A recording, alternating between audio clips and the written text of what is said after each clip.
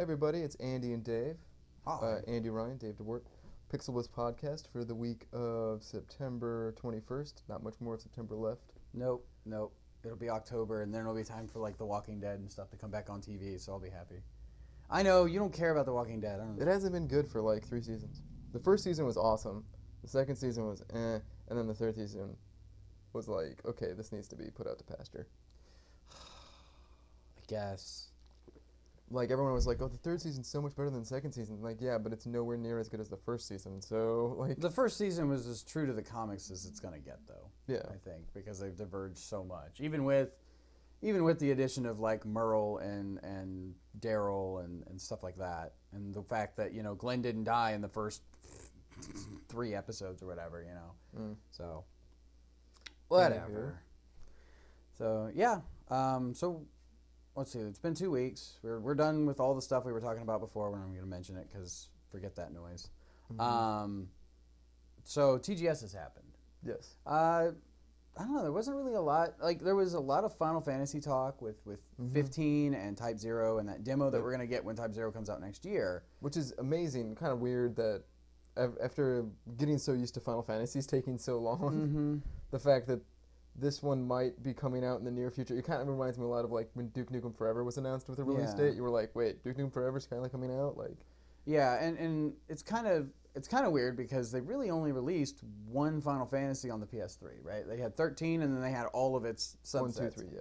Yeah, and then I mean you could kind of count the 10 re-release as, you know, a release, but like a new Final Fantasy, it seems like it's really early in the console's life cycle for them to be putting it out on the PS4. We really only got 2 Final Fantasies on the PlayStation 2. Yeah, we got 10 and 12. 10, 12. 11. We got 11 kind of counts. But we also got 11 on. We also got 14 on the PS3, and people don't really count that. No, so. I don't count the MMO ones. Like those just don't feel like the game to me.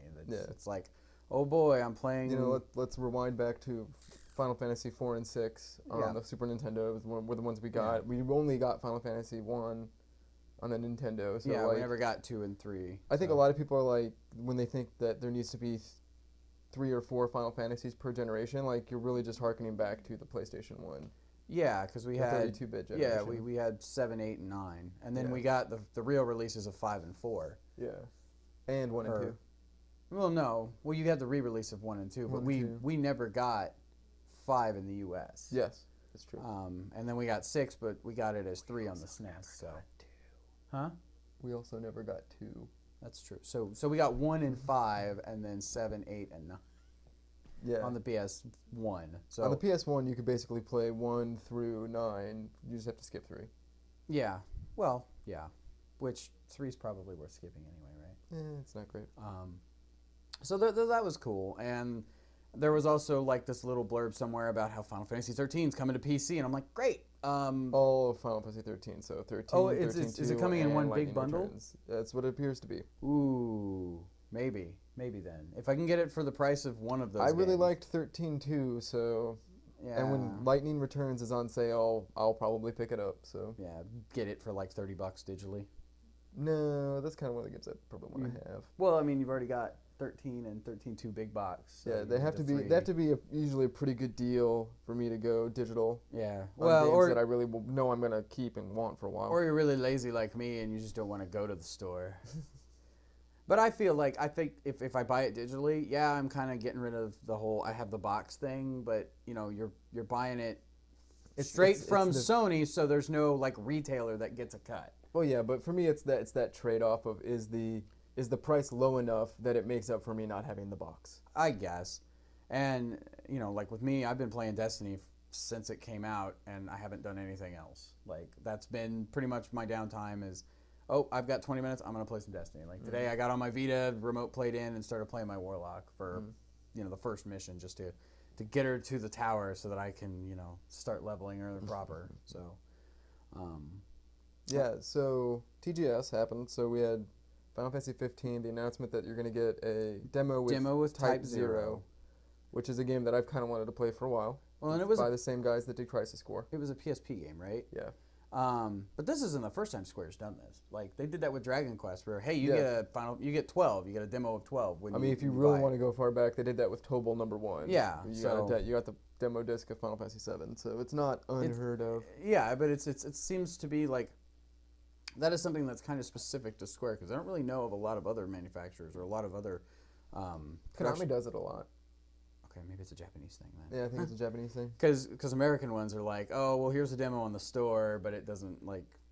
that kind of, like, releasing the demo with another game has kind of gone away a little bit. Yeah. Now that there's, like, the ease of getting demos. You know, we used to have to buy magazines and get the demo disc. Or, yeah, back then, that's how it was. Like, now, that doesn't really exist anymore, so there's, like, here it is on the store. Yeah, you just get a 30-minute demo or a 20-minute demo on the store. Like, Darksiders. Darksiders is probably the best demo I've played in a very long time, because it's basically that whole level of the game, and that is like a 2-hour thing.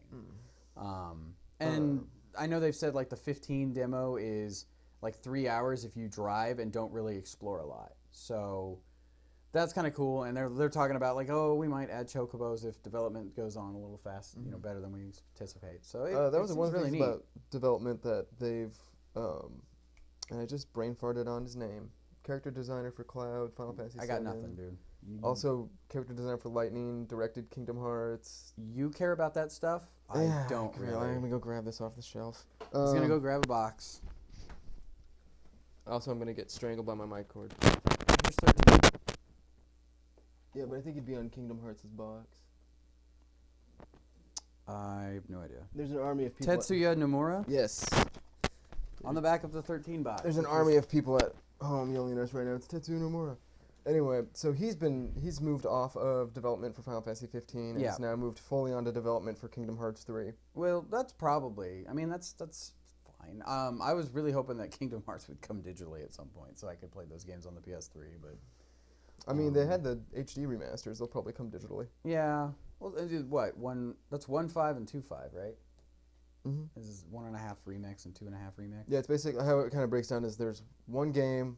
And then one of the portable games added to it. The PSP game is part of it as well. So that's, I mean, those are kind of nice, right? Like the whole God of War thing where you could buy, here's one disc that has 5 games on it. Yes. You know, you could play the whole series except for the last one. Yes. So the latest. I like those combination packs, but you usually have to wait quite some time for that. So. But moving to director, a lot of people were concerned that, and then rightfully so, moving to director off a project this late in production usually means that the company doesn't have a lot of faith in the director. However, since it's Tetsuya Nomura and he's not really a director by trade, he started as a character designer, like, I imagine that it's mostly, okay, he's done the character designs, he's done the as stories, much of his stuff as all the he's stuff he do. can do on 15, and we're now moving him over here. Yeah, which that's, I mean, I hope that's the case, but, you know, if it's not, then, you know, maybe they have no faith in 15. I mean, Square knows that 15 needs to be something very special. Yeah, it does. Because every time one of those games come out, it might be the last one. You never know when it is the Final Fantasy. Yeah, Final Fantasy. It will be eventually, but especially with it launching this close to the beginning of a life cycle. Now, granted, it'll be 2 years into the life cycle before the game actually comes out. Yeah, because if Type 0 is coming out next year, it'll definitely be 16. We just don't know when. They're saying it might be holiday 2015, late next year, or into 2016. 2016 is probably safer bet, knowing Square. Yeah. Anyway, you kind of realize that they understand this has to be something special. They need to bring people back into the fold, and the game looks amazing. That was the other thing about stuff coming out from TGS was between the 15 gameplay trailer, the Metal Gear Solid Phantom Pain gameplay trailer, and then the Bloodborne gameplay trailer. Is that these games are starting to really look they're next gen. They're pushing what. They're the nice, big, fat, pretty upgrade that everybody expected in December of last year. Yes. And that, like, you kind of got that. You really only got in a few games, at a few moments. Yeah, you know, you didn't get that all the time. Like not all of Killzone Shadowfall is like, oh my god, that's amazing, except for like the orbital drop sequence. Yeah. And then you're like, oh wow, that is cool. Really cool, amazing. That was awesome.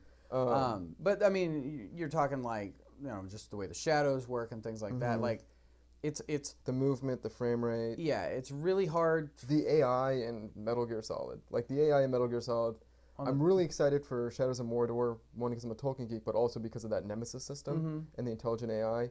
The AI in Metal Gear Solid looks really good. cool, Yeah, really great. Like they do a wonderful job of acting like actual people. Yeah, and I think that's part of the issue with, games that are being developed across gen. They want to keep the experience pretty static across all three, right? Like, so if you look at the footage for Destiny on the One, the Xbox 360, the PS4, and the PS3, they look similar enough. I mean, obviously the new gens are going to look way better. No one's getting the shaft, basically. Nobody's getting hosed, except In maybe fact, maybe the new gen people, because it's being Well, yeah. everything has to work on the old systems, so you can't do some of the really cool stuff. The only if they thing only made it on the new ones. The Shadows of Mordor got moved back 2 weeks on the PS3 and Xbox 360 because they're still needing to work out how to make the AI work.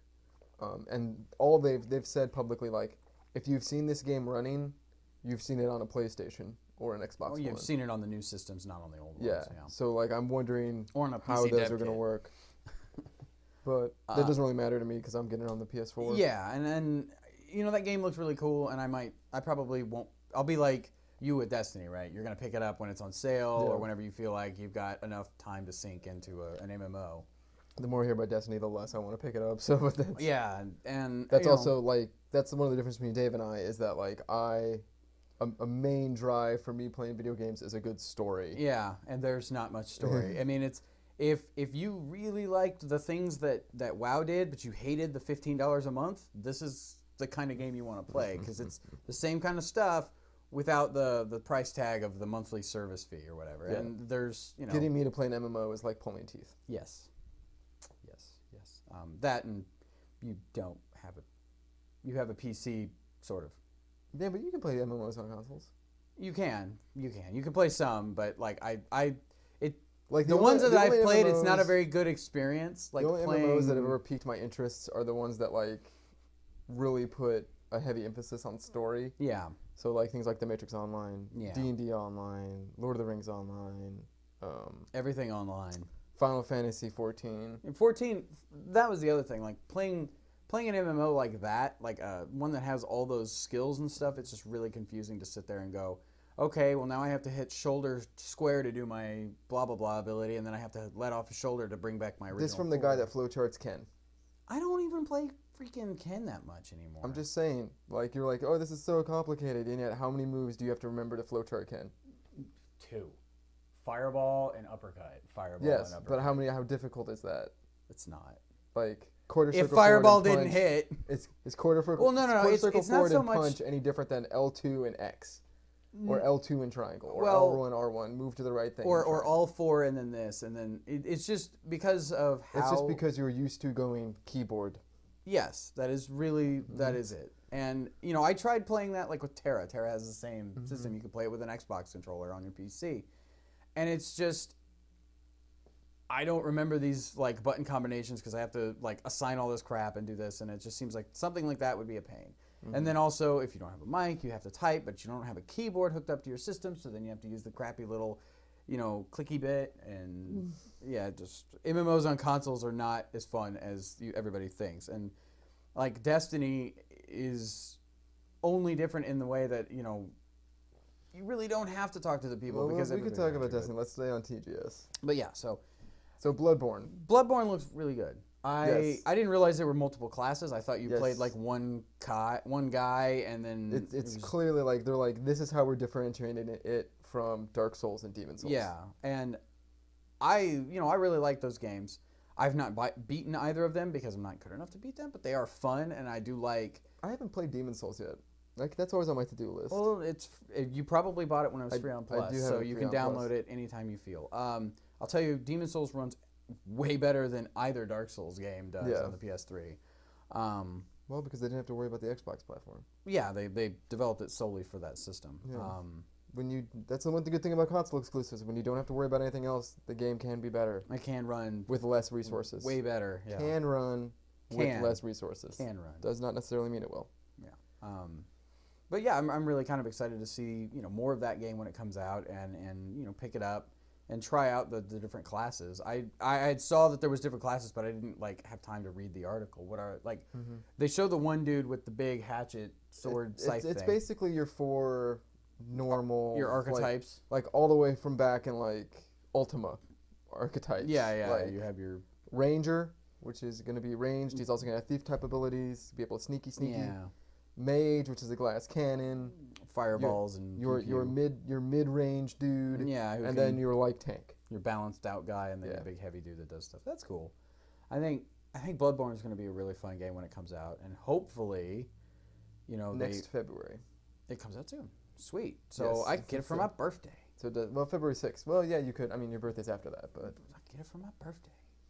I bought my wife's birthday present like a month and a half before her birthday, so it's fine. So it's fine. But yeah, I don't know. TGS just didn't really have a lot for us particularly. For him, it had a lot for me because I think once again it kind of comes down to the differences in the two of us. Well, I play games for stories. TGS is I honestly I play games like I beat Killzone Shadows Fall. Like I beat the story mode and never touched it again. Yeah. Because I did it for the story because the story. I've still gone back. I have to go back sometime this weekend and play it. And the only problem with me playing is that now that my wife's schedule and I's match up, I can't, You can't dominate the living room. Can't bark commands into the PS4 anymore. But that Intercept, I've had a lot of fun with. Oh, that was what, like $10 or $20? 10. Yeah. And now they keep putting out new maps for it, which is keeping it new. I mean, it's not. Yeah. I've never had a problem matchmaking people in that, but you never get the idea that it's full must-have Call of Duty type bullshit. Yeah. Anyway, so the other things they had at TGS that I liked is Tales of Hearts R for the Vita. That still looks fun. Tales of Zestria. Do you like the Tales series? Lots of Tales games. Tales games. New Disgaea 5. Oh yeah, I heard about that. Is that PS4 only or is that PS4? It's PS4 only. The sprites themselves are HD, like fully HD now. Even they were kind of in Disgaea 4 a little bit, but now they look really good. And it's so big. It's like 3 times the size of a normal Disgaea game. So big they will never be able to put it on the Vita because there just isn't enough way to compact. You can't compress that much. And they're planning on like numerous DLCs again, like they always do. I mean, from what I played of Disgaea 3, that is one of those games where if you just want to sit and play this strategy RPG forever, yes, you can. You can totally play this. Like if you're still playing, I could see people still out there playing Disgaea 2. Or 2 or 3 because of the weapon worlds and things like that. I have Disgaea 1 on my PSP that I bought and played 30 hours or so, beat through the main storyline, kept going back because on the portable platform it's really easy to just go back, jump into an item world, do a couple of maps, feel challenged and leave. Disgaea 3 I bought right afterwards on sale for my PlayStation 3, and I played through a majority of it and then lost interest, I think because it was the end of the summer and I had other things to do. Yeah. Probably Bioshock. And then it came free on the Vita, and on the Vita I played through it a bunch again because it was the exact same way. Jump in, do a map. And the Vita particularly, it has that suspend mode, so you don't even have to like stop your run. You can just be like, okay, break's over. Pause it, put it back in its case, and pick it up when you get home, or play a couple rounds in bed before you go to sleep, or whatever. And that's really the best way to play RPGs and strategy RPGs like that. Yeah, and that's kind of why I wish like a game like XCOM would come to the Vita. Frozen Synapse. Very similar. Yeah, see, I've looked at that. Very, very similar to XCOM. I've looked at that, and I just haven't gotten into. We still don't know what the Plus games are going to be for October, do we? No, but we'll know. We'll know after the show and before the next show. And before the next show, but since that doesn't work. But let's see what else. Oh, the actual Silent Hills demo. Oh, the actual demo, not the trailer, not PT. Yes. Looked very creepy. They found out that PT's been downloaded 30 million times or something. Well, yeah. Crazily obscene. And I get that demo is still freaky. I still haven't finished it. My wife wants me to, but she wants me to move the PS4 into the living room for that, and I'm like, I don't want to. I downloaded it again after playing it to the first jump scare and then blissing out. Playing it to the first, yes, exactly. But I downloaded it again because I was like, you know what, Halloween's coming up. We're gonna do this again. You're gonna do this again. Do this again. But yeah, that game in particular makes my wife want me to buy that game. Like she's like, okay, that's the first game I really want you to get for the PS4, even though she's not gonna play it because she's not very good at games. Well, actually watching people play PT is much more entertaining than actually playing PT. Yeah, because you're not like tense, you're not freaking out, and you can watch. It becomes humorous. Yeah, because you can laugh at them, and that's what she did. Because when she popped her head out of the door, and you see her eye, and then the door closes, I was like, ah! And she laughed at me. She's like, "Are you okay?" And I'm like, "Yeah, I'll be fine." Yeah, no, I had my headphones on. I was in bed with the Vita. It was the middle of the night. Oh, and you were playing remote play. I was playing remote play, and I walked around the corner, and it was that first time by the bathroom when she bangs on the door. Yeah. And I threw the Vita like across the bed and was like, "No, done." Woke my wife up. She's like, "Wait, what's going on?" There's nothing. Yeah. No. I just freaked myself out playing video games. Let's see what else. Which isn't that is that running in Fox Engine? Yes. Yeah. Metal Gear Solid 5. Same engine as Metal Gear Solid 5. And damn, Metal Gear Solid 5 looks so good. It does look good. I just want to lick that dirt. It does look really good, and I kind of wish that I own Metal Gear 2 for the PS2. You want to borrow Metal Gear Solid 3? Because it's the best one so far. I don't know. 20 minutes of gameplay, 90 minutes of video. That's 4. Oh. Okay, so 20 minutes of gameplay, 15 minutes of my video. My breakdown would probably be of just the Metal Gear Solid titles. 3, 1, 4, and 2. Well, that's because 2 is like all Raiden, except for the very beginning. Well. And then you run into Pliskin, which is just Snake being sneaky. Yeah. I mean, that's not really why I don't like that game, but I don't mind Raiden. Peace Walker is also very good if you want to do something on your Vita. We'll see. I might buy... If that HD collection gets that's cheap, what I'm thinking. That I might just once buy the that HD for collection PS3. gets cheap, man, I'm playing through Metal Gear Solid 3 again. Yeah. Let's see what just else. switch the PS3 and the PS4, and that way my wife still has a Blu-ray player in the living room. Let's see what else. So Metal Gear Solid 5, the thing they introduced was that you will be able to have AI-controlled teammates, and how the sniper, like, so you can call in a sniper to cover you. You'll be able to see their sight lines. Oh, really? So there's a shot where he's like sneaking up behind this guard. Quiet has a sniper dot on the back of the guy's head, and you can see it. You kind of sneak around. If you go up to hold him up, he notices he's on sniper, and he's like, doesn't do anything, and then you knock him out. Yeah. That sounds neat. And just the idea, like, it has me excited for the same reason that, like... Oh, and he has a wolf. Yes. Like a pet wolf named patch. DD, who also has one eye, because it's Kojima. Because Kojima. But that has me really excited for the same reason, like, the very vague, small bit of information we've gotten about the new Legend of Zelda has me excited, is because we're now taking what used to be a very linear experience. And opening it up a little bit. Well, plopping it into a fully open world. Yeah. I don't know how open the Legend of Zelda is going to be. Kind of believe it's not going to be very open. I'm going to say it's probably going to be like Metroidvania gated, where you have to have certain things in order to get... Just like with the Super Nintendo version, right? Like, it was open. You could go a lot of the places from the get-go, but, you know, if you didn't have the hook shot or you didn't have the gloves, you couldn't pick up the stones and move them out of the way or whatever. So I imagine it's going to be very similar to that. Well, Metal Gear Solid 5 is incredibly open. Like, they were showing gameplay of, like, him and Quiet taking down a base. And it was just like, whichever way you want to go at this. Yeah. And that's really neat. And I think that's kind of mostly what Ground Zeroes is, too, right? Like, just without the...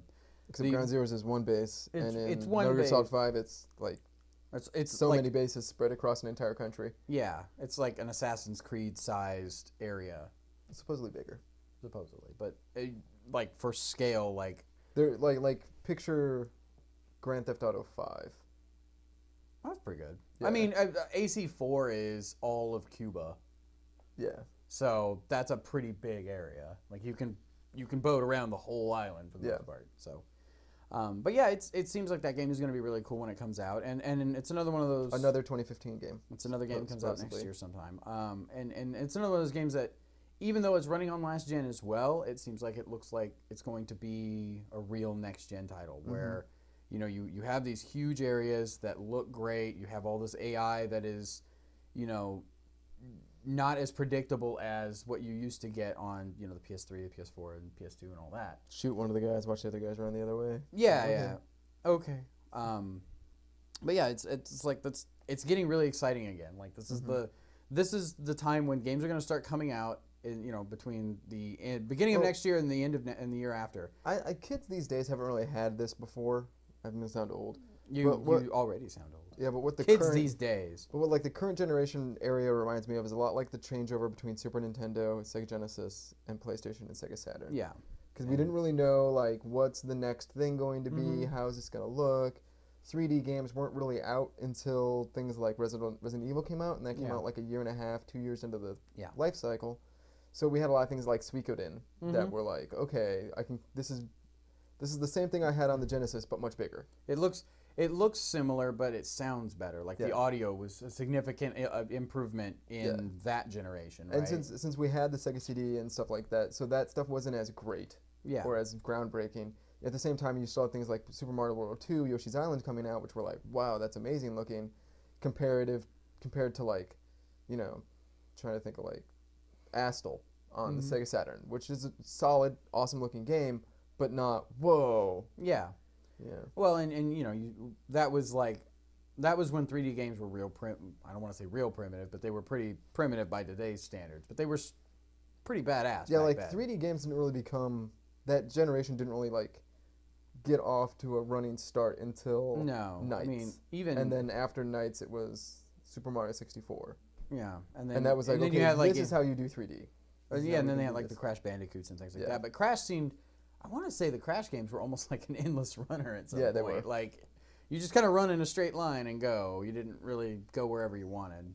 But yeah, like Super Mario 64 and Nights were like the two first like real 3D kind of explore the environment at your own pace type games. So I think with like E3, Gamescom, and TGS is what we've seen over the summer is the continual slow evolution of like, okay, what's going to be, we're getting into like the next generation is going to be these great big open vistas, with a lot of detail, and the AI won't be abysmal. Like, the games will be more immersive. They have way more RAM and horsepower to work with for both visual fidelity and the audio, but as well as the AI. And things like a good example is like compare and physics, like the physics and stuff in games is going to be way better now too. So, but like compare what came out at the launch of the PlayStation 4 and the Xbox, games like Killzone and Call of Duty and all this stuff, to then a year later we have Far Cry 4, and how good Far Cry 4 looks and how open it is and everything like that. And those and games, the elephants. I mean, elephants. And any discussion that's not about elephants is elephant. Is irrelevant? Is irrelevant? Yes. Irrelevant. Okay.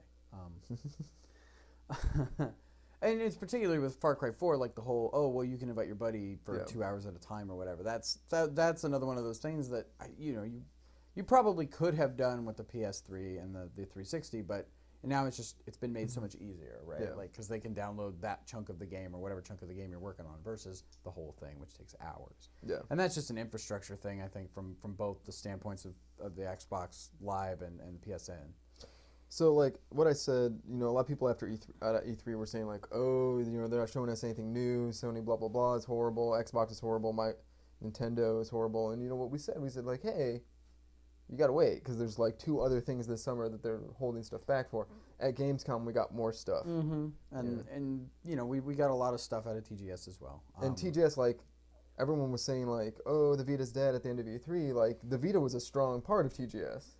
Yeah, and that's because the Vita is a bigger seller in Japan than it is here. Like that whole show is not geared to a Western audience. It's geared to the Asian markets, and like it's cool that there's all these games coming out. How many of those are going to make it across the Pacific, though? That's considering we're getting things like Freedom Wars, Tales of Hearts are, whatever Xseed and Axis software are localizing this week. I imagine a lot of that will. A good chunk of it will, I'm sure. But especially there considering will be like a lot of them can just be like digital games. Yeah, we just download it for $30 and call it a day. I mean, would you ever have thought we were in a place where like people would be actively localizing like visual novels? No. To the rate that they are? No, but I can see how, like, if they're visual novels and there's not a lot of voice acting, or hell, even if there is a lot of voice acting, all they really have to do is translate the text and make sure it makes sense. Like, I mean, I don't know how hard that is from a technical standpoint. Hard. So we're not. But it's not like they would have to hire a bunch of English-speaking voice actors and things like that, because a lot of the people I know, at least, who play those kinds of games, don't care about the audio because they'd rather hear the Japanese voice, because then they can read faster than the person is speaking, and then they don't have to like listen to an American. That's the constant problem I have with the Kiba strip, because I have the English voice actors voices on. I can just read through and then you have to wait. It's almost harder to ignore English voices than a Japanese voice. If you knew the language, I guess it would be different. Like if you knew it fluently and whatever. Instead of like me, where I can like, I know. You can pick out a couple of words here and there. Those 5 words mean. Yeah. But so now that we've seen everything at E3, everything at Gamescom, everything, think about like the best game that came out of E3 in your opinion, the game that made you excited. I thought Bloodborne was one of those games that I'm like, all right, I'm in. And if it's PS4 only, then even better. I get something that the guy that has an Xbox at work can't play. Yes. So, Gamescom. But I like those kinds of games. So. Yeah. So Gamescom, what was next? I don't remember even what came. For me, it was that Until Dawn game.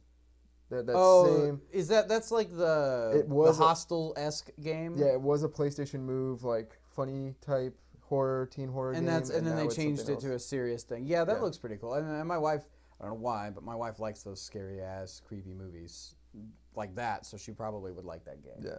So now at TGS we have, more stuff. All the Final Fantasy stuff. Final Fantasy, Metal Gear Solid, more Metal Gear Solid 5. Yeah. I mean, MGS 5 I think it's on everybody's radar. I think anybody who's ever played a Metal Gear game, even though I've played about half of 2 and all of 1. I haven't touched a Metal Gear game in forever, but that's even on my radar. Like that's something that I'm looking forward to, and if they have a bundle that comes out with Ground Zeroes and that, I might pick it up. But what we kind of see is that like over the course of the year, more stuff has come out in the last 4 months. Sony's the only developer that's a public platform holder that's at all 3 shows in a big way. Yeah, because Microsoft was kind of there. Microsoft was really at E3, was at Gamescom. Nintendo was really at E3, was not at Gamescom, but they were at Tokyo Game Show. Yeah. Sony's the one that Sony's trying to hit all markets, but I mean Sony's big in all 3 markets too. Like Microsoft knows that they're not big in Asia. I mean, have you seen those sales numbers for the first week of the Xbox One in Japan? They're not good. No, they're not. They're pretty abysmal. There's like 3 guys in line. There's here's the thing, so let's say this is the sales of the original Xbox in Japan first week. These are the sales of the 360 the first week. These are the sales of the Xbox One the first week. Yeah, and I think. That is one of the markets that Microsoft really has to get into and really has to, we were talking about make for the work show for them. That's part of the China problem. Yeah, because they announced that they're delaying the release of the Xbox One in China until hopefully the end of the year. Like that was their thing, is it'll be out until we think it will sell. Has the PS4 been released in China yet? No. Okay. So neither China doesn't have that stuff, but I mean there's bootleggers. Yeah, there's people importers. They can import it from Japan or Korea or and that for the longest time, that's been why Sony hasn't gone into China, because they can't undercut. They won't make their money back off of the bootleggers and whatever. Yeah. And then you were saying something about there's 2 companies right now. There's 2 companies that are merging. Each company has the rights to bring either the Xbox One or the PlayStation 4 over. If they merged together, the main company would have to pick either which platform to bring over or bring them over both, which probably won't happen. Yeah. So that's, China is one of the biggest markets in the world, and nobody wants to go there, or nobody's willing to... Because it's hard to make legitimate money. Yeah, because it's so easy to break things in China, I guess. I don't know. They're weird. They have their regime or whatever is going on in there, so... But yeah, so the thing I liked most about TGS was that if you have a PlayStation 4, if you have a PlayStation Vita, if you have these systems, there's still new stuff coming from Japan on the horizon for you. Yeah, well, and I mean, even if you still have a PS3 and the only thing I saw that I think won't probably get localized is Yakuza 0, which I wish would get localized, but probably won't. Yeah, well, I mean, how well did the last Yakuza game Not sell? well. Yeah, and I'm surprised the Dead Souls got localized, to be honest, but well, there's still a Yakuza game in between those that we're missing. That we're not gonna get probably, unless somebody decides, hey, we're just gonna localize this and fan sub. Well, so that was TGS. Yeah, TGS was another good show. It's another show in the bag. What did Nintendo show off? They showed off more. Captain Toad, and Well, I think Nintendo's thing was more not new games coming out or not announcing new things. It was like, hey, here's Smash Brothers. It's coming out in a couple weeks. Here's this. It's coming out in a couple weeks. Yeah. Well, aren't there early somebody is People playing? There are demos out now because the Japanese already have Smash. Yeah. People are getting demo codes for Smash right now. Yeah. And there was an issue where some of them were like, the code was like bricking certain models of the DS or something. Yeah, well, there's 3DSs right now. The circle pad's been breaking off. Because people are so ragey. It's not, well, yeah. It's not built for what people want to do in Smash. And then there's that new DS that they announced. Yes. But I don't know if that was at TGS or if that was pre-TGS. That was pre-TGS. But it's got part of TGS. It's got this little, instead of having a second D-pad, it's got like, or a second thumbstick, it's got like a little nib. Yeah, like old it's like a eraser nib. Yeah, well, right in the middle. Laptops used to have that. Yeah. The little mini stick. Yeah, certain IBM laptops had that little red thing in the middle. I mean, I guess that's better than nothing because and the hardware is better, like it is a faster processor and things like that. So well, the problem is it's kind of gonna. I feel like it's gonna splinter the market a bit because there's going to be games that you can only play on the new 3DS, which was weird to me that they named it that. If it's a separate system, why don't you call it the 3DS2 or something? Yeah, like didn't you learn? And because Nintendo's been pretty vocal about, we probably shouldn't have named the Wii U the Wii U. Well, and it'll splinter the market the same way that the 3DS splintered the DS market, right? Like there are games that are coming out that'll only play on the 3DS that will not play on the original DS. That's the thing. Like there wasn't. The difference is, you couldn't. There was no like in between step. Like it wasn't like. When the Game Boy Color came out, they had games that would play on the Color and that would play on the normal Game Boy. You know, the Pokemon games were one of them. There was Link's Awakening DX. The Zelda DX that was on there. There was a bunch of games. The 3DS, however, was a totally clean break. They were like, this is a new system. There is no game that will come out and play on the special on the 3DS, and then also on the DS. Yeah. Like the 3DS will handle backwards compatible DS games. It'll play all the old DS games, but the old DS won't play the new games. Yeah, it won't play the new games.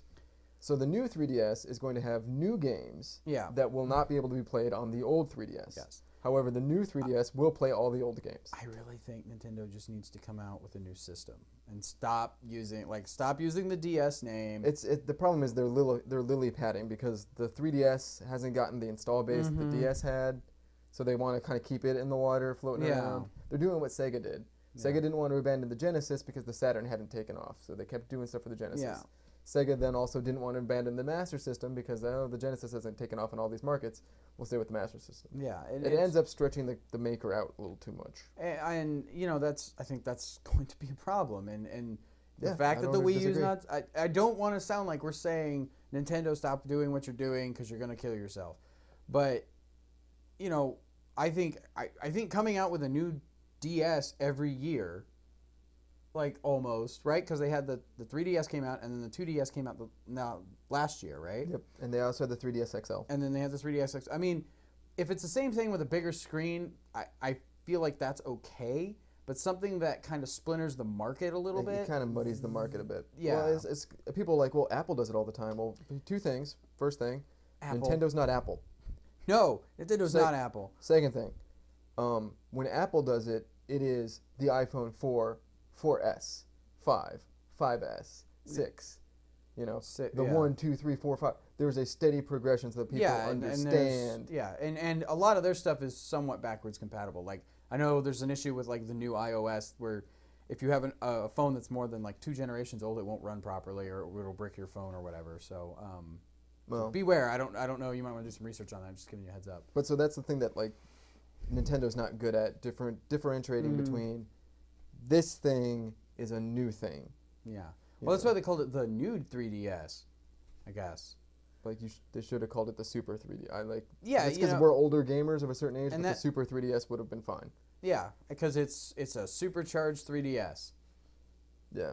That would have worked for me. I mean, I'm not gonna buy a DS anyway, probably. But it was weird that at the same time the GameStop convention, which is happening around the same time as 3DS, they said that they were getting special new versions of the 3DS. Which are not the new 3DS. They're the old 3DS with the new skin on them. With like skins on them. And it's just like it shows you that like Nintendo's not thinking. I mean, like maybe you would normally expect someone to think. I don't want to.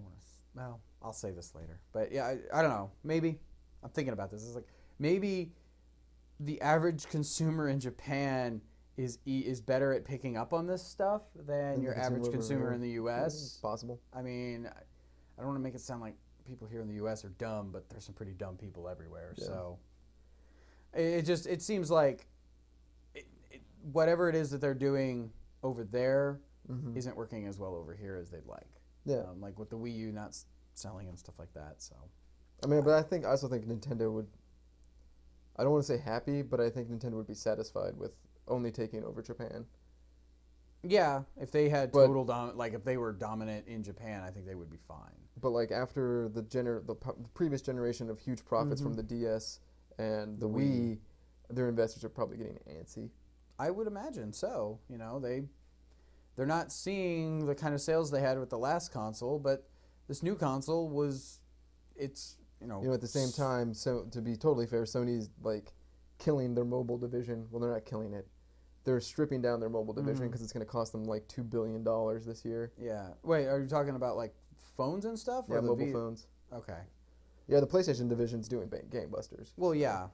I was just thinking like, does that include the Vita or no? And I don't. Like it'll eventually. I think it'll probably eventually be just Sony making TVs and video game systems. That's okay. But doing what they're good at. So that's that. We'll talk to you next week. See you later.